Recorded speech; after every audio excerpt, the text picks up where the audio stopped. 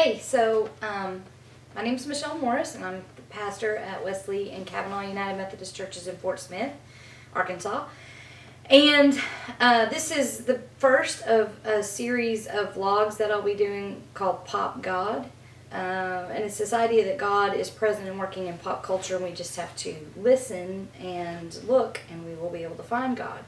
So I wanted to start this first vlog with the idea that of why I believe that God can be found in pop culture, because I know some people think that there's nothing redemptive about pop culture and it should be completely ignored, but I want to talk a little bit theologically as to why I think that is not particularly sound.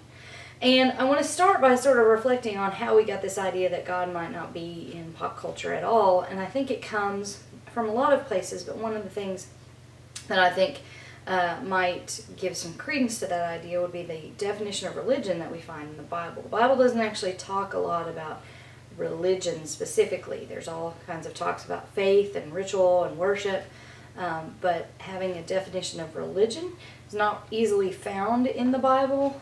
Part of that is because in the ancient Near East and in the Greco-Roman world, religion wasn't necessarily a separate sphere of your life. It was part of your life. It was just religion was as much who you are as the air you would breathe. So they didn't tend to talk about it in separate terms. But every once in a while, someone comes along and is reflecting on these practices that we call religion.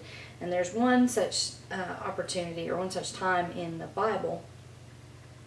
And that's in the letter of James, chapter 1, verse 27. And the verse reads this: true devotion, or sometimes it's translated true religion, the kind that is pure and faultless before God the Father, is this: to care for orphans and widows in their difficulties, and to keep the world from contaminating us. Now, at some point I'll expand on caring for orphans and widows, but today I want to focus on keep the world from contaminating us. So I think some folks have approached that as we don't ever want to have any kind of interaction with the world, so we want to remove ourselves completely from the world. And there are certain religious groups that do that. The Amish, for example, in some ways remove themselves from the world. And various other denominations do at certain degrees. But I think that behind this is less an idea of being removed from the world and more of an idea of making sure that we're seeking God within that world. It says keep the world from contaminating us, which means in some ways we're exposed to that. And what we need to do is decide what is of God and what is not of God and make that choice. So that's part of the reason, but the other that's part of the reason that I think we separated ourselves off. But then I want to talk about a couple of things that make me think we shouldn't separate ourselves off. And first I want to turn to Paul and Paul's writings and how he approached sharing the gospel.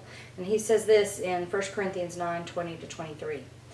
I act like a Jew to the Jews so I can recruit Jews. I act like I'm under the law to those under the law so I can recruit those who are under the law, though I myself am not under the law.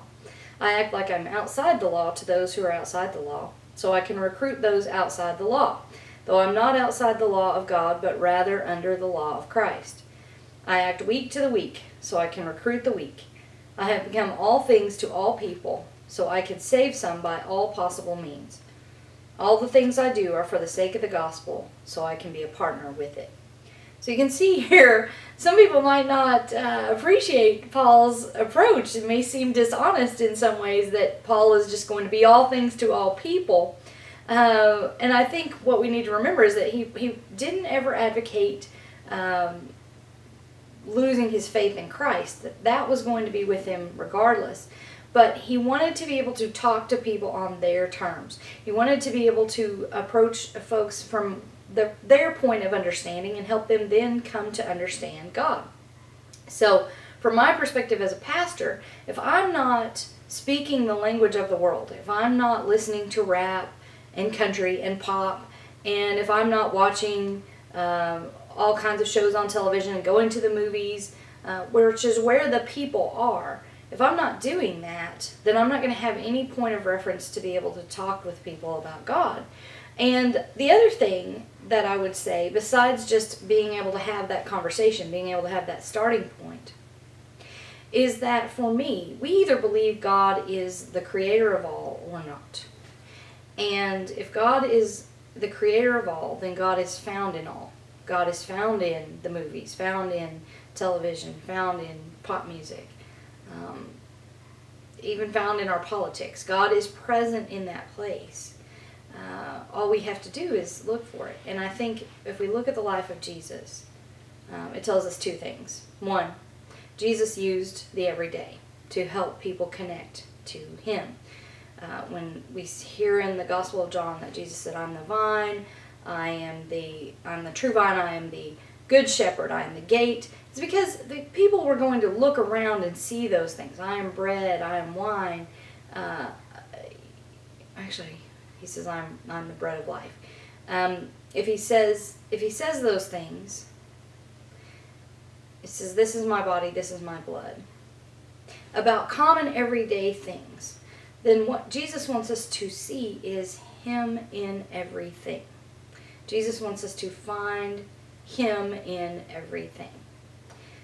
And Jesus was incarnated to walk among us, to be God revealed with us. Jesus is Emmanuel, God with us. And made this common everyday life holy by coming and being with us and being us. And so, for my money, trying to say that all of pop culture, or even most of pop culture, is without God, is not theologically sound. That we ought to be looking for God and finding God in all sorts of things. And so the vlogs that will come after this that are entitled Pop God will be where I have found God in pop culture. So I hope you enjoy coming along with me for this journey, and let's see where it takes us.